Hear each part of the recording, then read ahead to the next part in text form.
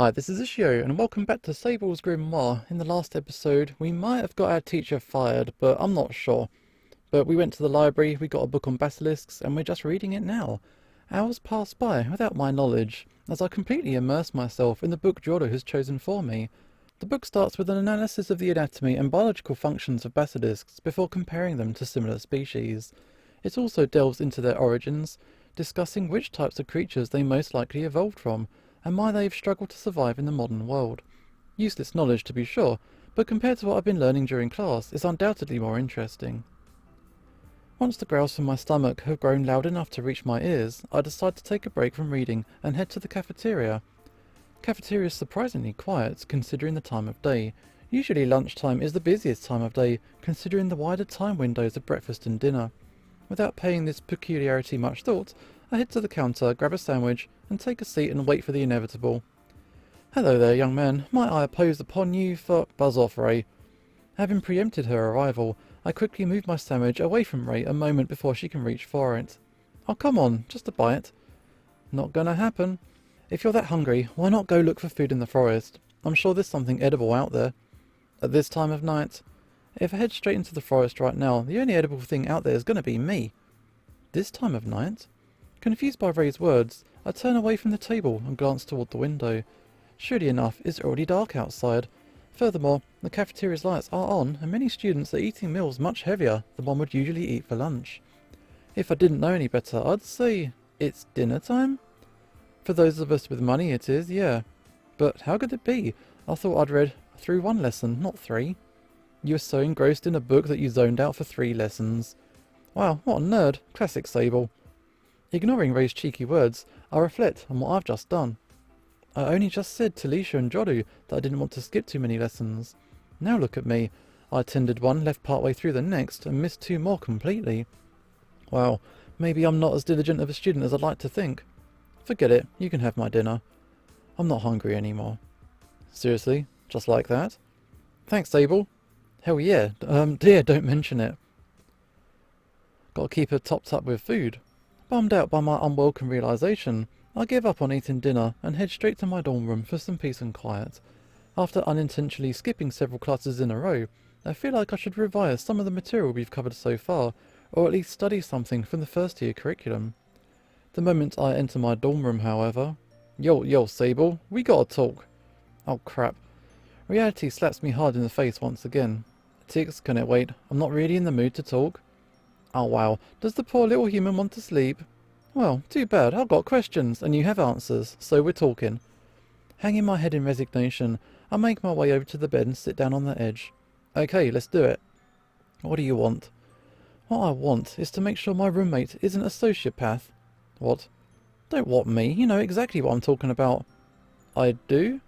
Wait, are you talking about what I did on my first day? What? The gravity thing? Get with the times, Sable. I'm obviously past that already. What I'm talking about is something far more dangerous than your pitiful attempt to show off. I mean, I thought it was an impressive spell. Did you also think it was a good idea to lose control of that impressive spell while you were surrounded by newbie mages? Unable to argue, I remain silent. Anyway, like I said, it's not about that. What I want to know is, are you going to join the hunt? Surprised by the sudden turn in the conversation, I lift my gaze and stare at Tix in confusion. The hunt? What makes you think I participate in that? Oh, I don't know. Maybe the fact that you're human. I shake my head in disbelief. Not all humans participate in the hunt, Tix, and not all hunters are humans either. So, you're not joining? Well, I wasn't planning to, but... But what? Tix glares at me angrily as she grills me for answers. While I personally haven't given participation in the hunt a huge amount of thought, it seems that Tix has very strong feelings on the matter. See, the thing is, I was talking to the principal about my education here, and he suggested I ought to join the hunt as part of... Cut the crap and get to the point. Did you agree or not? Kind of, on a troll basis. Unbelievable. You actually listened to that elf's lunacy and agreed to go along with that barbaric campaign? I'm not keen on it myself, but it's really not as bad as people think. The principal explained to me how it's about helping and protecting demi-humans, and... Like head it is. I can't believe you, Sable. I thought you were okay for a human, and then you go and do something like this. You're despicable. Hey, don't you think you're... Shut up, don't talk to me ever again. Before I can explain myself, Tix storms off in a huff. She rushes out of the room, both fists clenched, fuming like I've never seen her before. As the door closes behind her, I can only sit still, frozen, staring at her after image as she disappears down the hallway. Wow, yet another blunder. It seems like this entire day has just been one failure after another. I can only hope that Tix will give me a chance to explain myself before she becomes one of the outgoing students that Jolly warned me about. Don't quit school. Stay with it, Tix. Coinciding with the start of my third week at Amadronia, I begin to take note of the changes to our grade foretold by Leisha. As she predicted, our class thins in number just a little bit more every day. The hallways are not as crowded, there are always vacant seats in the cafeteria, and our class's roll contains fewer names every time it's read. Surely enough, students are leaving Amadronia, not just one or two, but entire races at a time. Despite the fact that we're not even 1 month into our time at Amadronia, our grade has already been reduced in size quite substantially. At the rate we're going, we'll be lucky to end up with more than half of our original numbers. Surprisingly, homesick students are not the only ones choosing to leave the academy. Some students are unable to keep up with the curriculum and have been referred to other institutions which might cater to their needs more adequately. Others have found the structured academic environment of Amadronia to be too stressful, and have thus returned to their peaceful lives far removed from human society. Whatever reasons they give, the number of students leaving Amadronia is far greater than I imagined. Watching them all vanish like this, it's hard to think of it as anything but an exodus. For me personally, the most notable loss has been that of my roommate, Tix.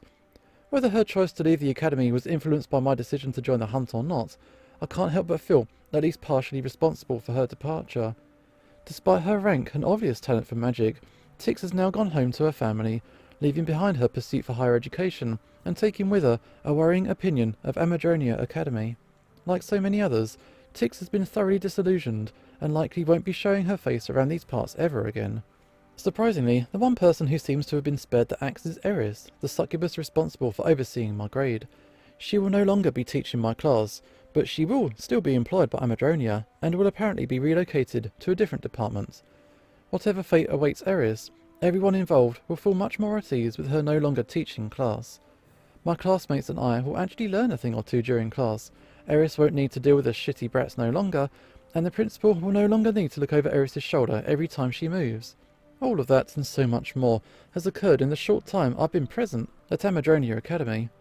And now that this has all come to pass, the question on everyone's mind is obvious. Will everything finally begin to settle down? Will the chaos subside? Will the exodus of students come to an end? Will some sense of normalcy wash over the academy? To those students, I offer a simple, straightforward answer. Hell no. A few days from now, when the hunt officially begins, peace will only grow further out of reach. While the exact nature of that campaign is not what the name suggests, its undeserved infamy is already too widespread to correct. Every year the fear, uncertainty and doubt surrounding the hunt causes ripples to form between those who support and those who oppose the campaign. Whichever side is right, it's only a matter of time before the unrest is born and chaos flares up once more. Oh wow, here comes the hunt.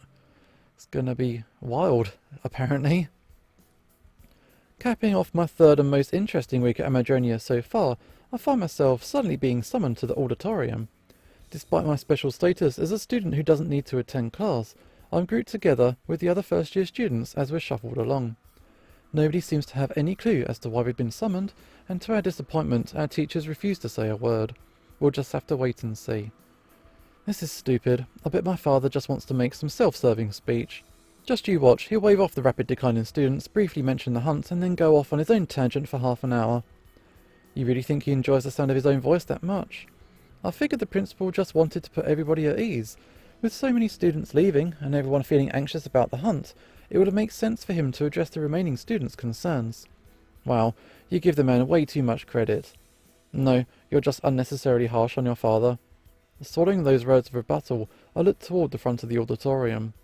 The principal is standing up there on his own as teachers and students slowly gather in front.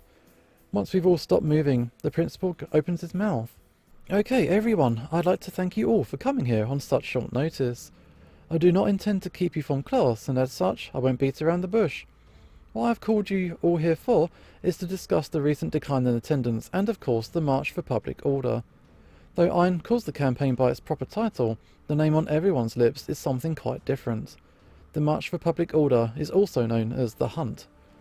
On the day it began to be labelled as such, the campaign lost a considerable amount of credibility, and by this point barely any students view it in a positive light. I'm ashamed to admit that until the principal corrected my understanding of what the Hunt entails, I too saw it as a horrendous programme which needed to be abolished. Such is the power of negative publicity and a healthy dose of political spin. I'm sure many of you are feeling uneasy right now.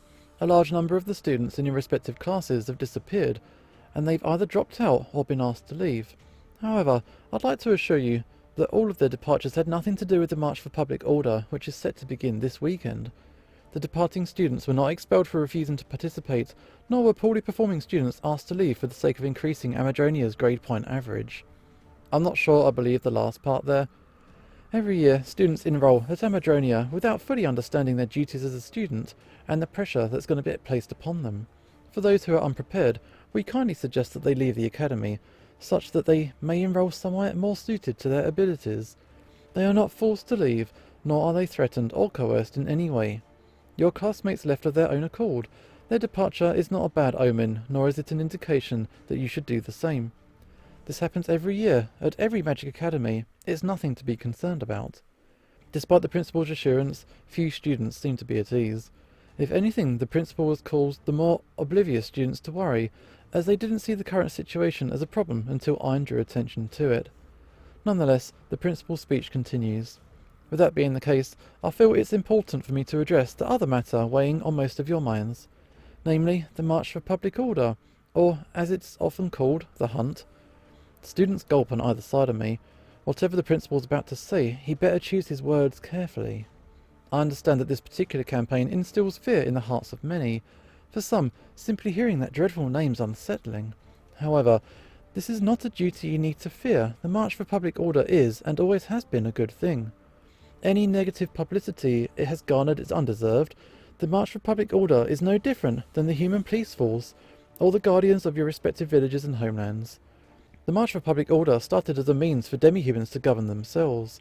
It was intended to allow us to support each other, and to aid one another in navigating our way around this foreign society. Without the March for Public Order, there's no telling what manner of unlawful and prejudiced treatment we might be subjected to. It is our means by which to take control of our own fate, to carve our own future in human society. In spite of the principal's impassioned declaration, his words don't seem to be getting through to the students before him. For all of the emotion in his voice, Iron fails to actually explain how the students' perception of the Hunt is wrong, and why it's a good thing. His only valid point seems to be that demi-humans should want to remain in control of their own governance. However, he fails to capitalise on that point, and quickly loses the students' interest. I feel sorry for him. Even if he did explain the true nature of March for Public Order properly, people have already ingrained its other name and the associated stigma into their hearts. They are willfully oblivious to the truth. Short of seeing the duties of the Hunt's participants for themselves, most of these students will not change their views. In accordance with this noble duty, every year we ask for volunteers to join the March for Public Order without regard for their grade. While participation among first years is always low, I am proud nonetheless to introduce you all to your grade's volunteers. Everyone, please give a round of applause to your new guardians as they join me out here and introduce themselves. Are you shitting me? Hearing the principal's command, I turn to look at Leisha. Leisha shrugs while sighing, and then begins to walk toward the principal. I follow her lead, wading through the masses as we make our way to the front of the auditorium. We are going to get hated for this. On our way to the front, many students whisper amongst themselves, and a couple glare at us, but not a single one follows the principal's instruction to applaud. Paying no mind to the lacklustre reception, Iron retains his joyful attitude. He smiles at my companions and I as we approach, and then turns his gaze toward the audience once more. Starting this weekend, these fine young men and women will be participating in the March for Public Order as representatives of Amadronia's first-year students. It takes great courage to step forward like this, particularly as new students, so I hope that you will show your representatives the compassion and respect that they deserve. We are fucked. Following brief self-introductions from each of the participants, myself included, the principal eventually sends everyone off to class. The only ones who remain are the principal, and those of us who just introduced ourselves. Okay, I apologise for putting you through all that. You couldn't have given us a heads up. I had hoped to alleviate the concerns of your classmates by showing them the faces of their representatives. Unfortunately, going by their reactions, Yeah, your ill-conceived plan failed, as expected. Things did not turn out as well as I would have liked. Wow, like it matters. Yeah, this guy, Nam, he's kind of like a human supremacist. He bad news. If those fools cannot comprehend the importance of the campaign, then it's their loss. I could almost confuse Nam's statement for pity, were it not for the fact that his self-introduction revolved around his racial superiority. If your classmates do not understand why the March for Public Order is so important, then it's up to all of you to make sure that they see the light. Make no mistake, your classmates will resent you, at least initially. But in time, I'm sure that they're going to understand that you have their best interests at heart. Okay, so whether they resent us or not is kind of irrelevant to me. I did not join the Public March for Order with the intention of making friends. Okay, we're in agreement, Elf. This campaign is about minimising the damage caused by savage demi-humans. It's only natural for them to resent us. Wow, you too. While two of my new comrades refused the principal's kindness, our other teammate tugged on my shirt. Hey, Sable, is it true what they're saying? Will doing this make everyone hate us? Silent until now, Dragon expresses her concern with an anxious look on her face. For this friendly half-dragon girl, whom people have been actively avoiding since her first day at Amadronia, the spectre of being hated is a great cause for concern. In return for gaining comrades, she may very well lose her remaining chance at making any friends. It's kind of a tough question. As a human being, I'm probably the last person you should be asking that question. All I can really promise you is that my feelings towards you won't change. And if joining the hunt makes other students hate all of us, then at least you won't be alone. Sable. With uncharacteristic reservation, Dragon softly speaks only a single word in response. My answer seems to have surprised her, and while I can't say if it's put her mind at ease or not, at the very least, it hasn't made her feel worse. You really are different than how I imagined humans to be. Maybe Mama was wrong after all. I appreciate the sentiment, but you can't really judge humanity as a whole based on one person. Yeah, I know. Just because you think that way, it doesn't mean other humans will. But looking at it the other way around, I know that even if other humans are all trash, at least I'll have you. Have me? What do you mean by that? Before I can ask Dragon to elaborate, she's happily skipped over to our comrades, who still seem to be giving the principal grief. The moment she approaches, however, Leisha and Nam both turn away, heading toward two different exits. Confused by the sudden split, Dragon looks at the principal for instruction, and then makes a snap decision to follow her classmate Nam. Don't follow that guy! Are we done? That was pretty quick, and judging by the looks on their faces, I'd say the conversation didn't exactly end on a high note. Unsure what I missed, I returned to the principal's side. Okay, I guess we'll be wrapping up sooner than planned. I'd hoped to take this opportunity to run through everyone's new duties in greater detail, but it seems it's going to have to wait. Don't worry, I'm sure they'll listen when the time comes. Yeah, I'm not going to be sure about that. Leisha and Nam are both serious by nature, and they possess strong senses of duty, but the fact is that those two reject my authority. Perhaps I ought to step down from my role as their coordinator. Amadronia's participation for the March of Public Order may see a new life under a different leader. I wouldn't give up your day job on account for those two. Wow, nor do I intend to. I'm simply suggesting that someone else should lead the first-year students in their expedition. I've been thinking for a while now that I should have someone else take over managing the first-year students, leaving me with more time to oversee the higher grades. Okay, makes sense. You got anyone in mind? I do, but it's not an easy decision. There are a few teachers here who have expressed interest in the role. There's also veteran participants among the higher grades who have asked me about taking over. However, nobody ticks all of the boxes, so I'll keep putting off the decision.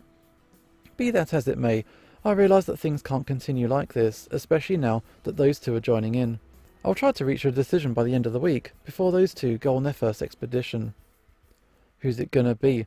I'm hoping it's Arius, because I think that would be funny. Okay, the moment I turn up to class, I realise that many things have changed during my absence. Be it the teacher who greets me, the students staring at me wide-eyed, or even the solemn atmosphere, everything is different. It's only been a few days since I last attended class. How could everything have changed so much? Arius is gone. There are a bunch of students who I've never met before, and everyone apart from our teacher seems to be feeling awkward. Was one of the classes disbanded, leaving its students to be split up into different classes? Maybe the principal should have covered that during his speech, instead of trying to sell everyone on the idea of the hunt. Unaware of any explanations my new teacher has given the class before my arrival, I take my usual seat next to Leisha. Despite the fact that I'm not actually required to attend class, I often do so, if only to familiarise myself with subjects I know nothing about. As such, with this being the first lesson of a new week, I feel inclined to start the day by learning something new. Hey, Sable. Hey, Sable, you can hear me, right? My eyes twitch in irritation as I feel someone tapping on my back. While I'm trying to focus on what our new teacher's saying, the person behind me continues to prod me while whispering into my ear. Yo, Sable! Sable! Sable! Oh god! My heart jumps out of my chest as the face of the one irritating me appears out of nowhere. With her body still seated behind me, Ray extends her neck until her head is right in front of me. Ray, what are you doing? Wow, you'll draw attention to us? You're the one that... I stop myself mid-sentence and cover my mouth. Turning my head from side to side, I notice a few gazes from my classmates, many of whom raise their eyebrows at the sight of Ray's seemingly floating head. But once they see her extended neck, however, they quickly understand what's going on and consequently lose interest. Okay, I get it, I'll be quiet. But seriously, if you don't want to draw attention to yourself, extending your neck like that is the last thing you should do. Wow, you're no fun. This is the first time she's actually extended her neck. What's the harm? It's not that our teacher's going to notice. Our teacher? Oh, I see. My guess was correct. Our classes have merged. Yep, half my class joined 1C and the other half joined 1D. Oh, Ed is here too, by the way. I turn my head to look at the row of students behind me. Surely enough, seated next to Ray is her best friend, Eth. Upon making eye contact with me, Eth narrows her gaze and then turns her face away as if to reject my presence. Unbeknown to me, I seem to have upset her. So the troublemakers are joining 1C, are they? Maybe I should stop attending classes after all. That's rude. I'm not a troublemaker. You're distracting me from the lesson at hand at this very moment. So? It's just stupid classwork. You can read that junk in your textbook later. Dumbfounded by Ray's response, not to mention her incredible lack of self-awareness, I decide not to press the matter any further. As Ray's head slithers back to her body, our teacher turns to face the class. After half a minute of staring at the class blankly, they turn back around, resuming the lesson at hand. Okay, I'd heard from Ray and Eth that one of their teachers was rather slow. I was joking when I said this a minute ago, but perhaps I really should stop attending class. Between the increased number of distractions in the classroom, and the addition of a teacher who seems to be even less reliable than Eris, this class might not even be worth attending anymore after all. In the absence of Ray's chatter, I begin to unconsciously eavesdrop on my classmates. Not because I want to, of course. In general, I have no interest in what my classmates discuss amongst themselves. However, I can't believe Sable joined the hunt. I know, right? I could see that stuck-up elf joining in, because of her father and all, but Sable... It's difficult to ignore the prattling of others when your own name is being spoken. You're making too big a deal out of this. It's only natural. That's right. Sable's a human, remember? You shouldn't be surprised by any of this. Man, that's lame. I thought Sable was kinda cool, but joining the hunt's just a no-go. Humans are all the same, even the ones with an aptitude for magic. Yeah, it's pretty disillusioning to think that our own classmates would join the hunt. While there are certainly a few tense, irritated voices echoing throughout the room, the majority of my classmates don't actually seem angry. Rather, after having learned that the only humans in the grade will be participating in the hunt, most of them just sound disappointed. So this is the disconnect that fear and misinformation leads to, is it? It's ridiculous. All of this uncertainty, simply because Iron lacks the communication skills necessary to explain why the March for Public Order is actually a good thing. He was able to explain it all to me easily enough. Why can't he communicate with the rest of the students in my grade in the same way? The March for Public Order is a chance for demi-humans to correct their own behaviour without needing to involve human law enforcement. Without it, they'd be persecuted by humans with little to no understanding of demi-human culture. They'd be imprisoned, regardless of the circumstances. More frustrated than I should be, I unconsciously begin to clench my fists. I border on anger as I think over the gap in understanding between the views of my classmates and that of our principal. Also, we need to be a little bit careful here, because we haven't actually been in a hunt ourselves. We don't know if the principal's approach is kind of biased as well. It might actually be a hunt and we're not aware of it yet. I do understand that misinformation from outside Amadronia is largely to blame. Before the principal corrected my understanding, even I viewed the hunt in a negative light. But now that we're all here, under one roof together, what's stopping the principal from teaching them what he taught me? Is it truly such a touchy subject with some people that the principal can't tell them outright that they're wrong? Yeah, the principal is the only person whose word we have that it's not dodgy. We'll have to see. Calm down, Sable, before you hurt yourself. What are you talking about? Your shoulders are tense and your jaws rigid. If you continue to hold that much tension in your body, you're going to suffer for it. Hearing Leisha's explanation, I analysed my own body. Surely enough, it's just as she stated. My body is needlessly tense, despite the fact that I'm simply sitting down inside a classroom. Without realising it, I've allowed my internal struggle to show on the surface. Thanks, I guess I was too deep in thought to realise. It's just thinking about this whole situation with the hunt and all. You do well to stop overthinking your position. Whether you believe that we're all doing the right thing or not, you must learn to accept that many people will disagree with the actions you take. Worrying about your own ineptitude will not make the situation any better. If you truly wish to make a difference, simply ensure that you do well in the duties that you're assigned. In other words, we should stop thinking about it and just go with the flow. No, you should stop thinking. I am not the one second-guessing myself and fretting over the opinions of others. If the alternative is for you to gripe over things outside of your control, then you'd be better off blindly following my command. So the solution to my problem is for me to obey you. That's kind of convenient for you, isn't it? It's a sacrifice I'm willing to make. That's how selfless of you. As thankful as I am for the offer, I think I'd rather keep wallowing in my own misery a little while longer. This divide might seem unbridgeable right now, but if I keep at it, I'm sure I'll figure something out. Don't get your hopes up, Sable. Having a human preach the importance of the hunt is bound to do more harm than good. Take my advice and leave the matter alone. Our classmates will calm down soon enough. Honestly, Leisha's speaking a lot of sense, and Sable does have a track record of kind of making the wrong decisions, so... Okay, fair, we'll go with it. As much as I hate the idea of sitting around and doing nothing, Leisha might be right. A human should not be responsible for spreading the good word about something demi-humans fear. If I attempt to do so, I will likely wind up making matters even worse. Perhaps the best thing I can do right now is to keep acting like nothing has changed, and show everyone that I'm the same person I've always been. And of course, if that fails, I always have the option to stop attending class altogether. Okay, Leisha, you win. I'll keep my mouth shut and watch from the sidelines. Wise. It might seem difficult to stand by and watch as your name is smeared, but that comes part and parcel with participation at the hunt. If you do not believe that you can remain at this academy while being ridiculed and resented for the choices you make, then you best quit while you still got the chance. Offering up those words of warning, Leisha returns her gaze to the front of the classroom, where our new teacher appears to be gathering their wits. Following Leisha's lead, I cast one more glance around the classroom before doing the same. Wow, hated by my classmates already. Ray didn't seem to care, and Leisha is obviously on my side. As for the other students whom I've started to befriend, what do they think? Is this part of finding out who your true friends are, or have I made some grave error by agreeing to the principal's proposal? Either way, I get the feeling that my life at Amadronia is about to change, whether I want it to or not. Oh no. Class ends without any conflict or confrontation to speak of. My classmates all managed to suppress their desire to address Leisha, and I, opting to remain silent and glare at us rather than cause the scene.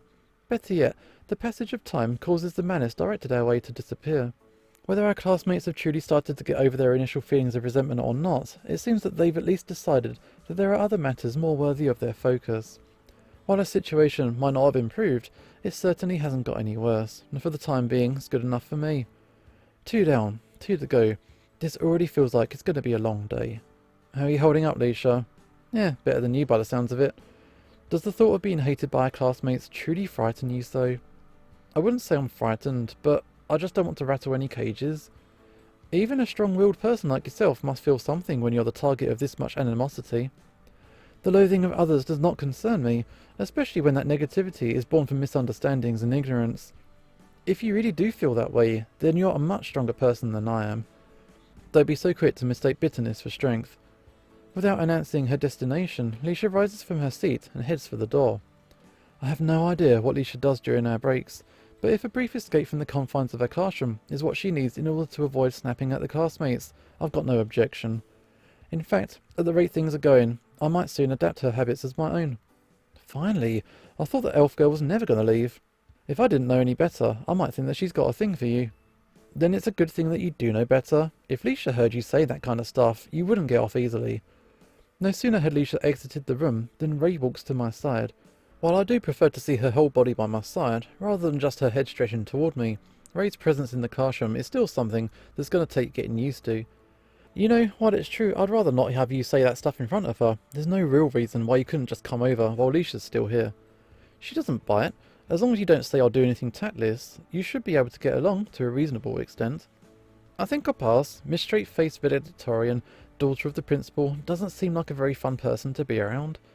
Yeah, on second thought, the two of you don't seem that compatible.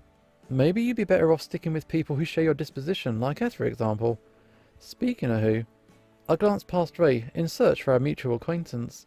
The moment I find Eth, she suddenly turns away, once again avoiding eye contact with me. What's with Eth? Is she okay?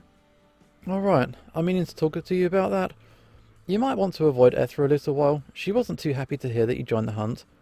Oh, so that's it. I'd hoped that my close acquaintances would treat me no differently, even after hearing the news, but it would seem that that was too much to wish for.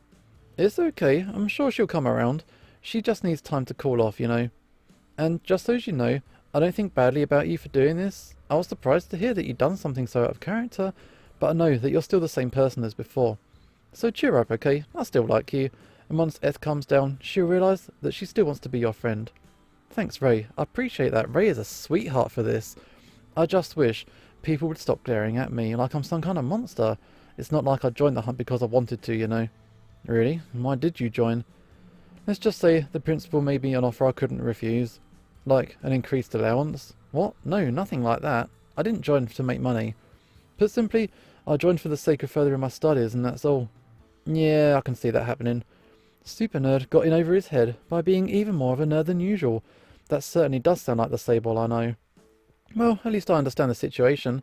If I tell Eth the reason why you joined, I'm sure it's going to help her to get over this hang-up of hers more quickly. Just leave it to me. I'll have everything back to normal in no time. In spite of Ray's typical nonsense, I do not rebuke her. Rather, upon thinking over the current situation once again, I realise that Ray's naive optimism might just be exactly what's needed. If anyone can put a positive spin on recent events, or even just get Eth to smile, it's Ray. Good luck, Ray. Good luck. As talk of the hunt continues to permeate through Amadonia Academy, rifts begin to form amongst the first-year students. Whether one is a participant in the hunt, a supporter or protester of the campaign, or someone who doesn't feel strongly either way, there's no escaping the drama. Extremists from both factions push others into picking sides, either bullying or guilt-tripping them until they stop sitting on the fence. Arguments break out frequently, often prompting intervention from teachers before matters can escalate, and more than a few students are sent to the principal's office. As he wished, Iron's impassioned plea has stirred up the emotions of the students and made them think about the hunt far more than they usually would. Unfortunately, even the principal himself could not have predicted the antagonism that's followed. Oh wow, this is a mess, and we're going to find out more in the next episode. This is Ushio signing off, and hopefully I will see you next time.